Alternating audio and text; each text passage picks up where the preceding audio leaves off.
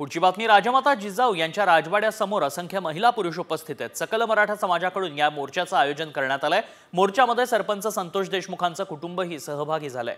थोड्याच वेळात हा मोर्चा तहसील कार्यालयाकडे रवाना होणार आहे। सिंदखेड राजामध्ये मोर्चाचं आयोजन करण्यात आलंय। यात देशमुखांचे सिंदखेड राजा मोर्चाचं आयोजन करण्यात आल्याचं पाहायला मिळतंय। यामध्ये देशमुखांचं कुटुंब देखील सहभागी झालंय। थोड्याच वेळात हा मोर्चा तहसील कार्यालयाकडे रवाना करण्यात येणार आहे। उपलब्ध करून द्यावी। त्या महिला मंडळाला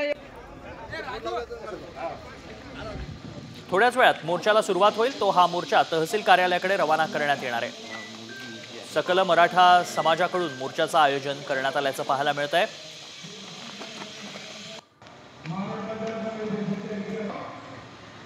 जिजाऊ स्मारकासमोर हे कुटुंब आता पोहोचल्याचं आपण पाहतोय।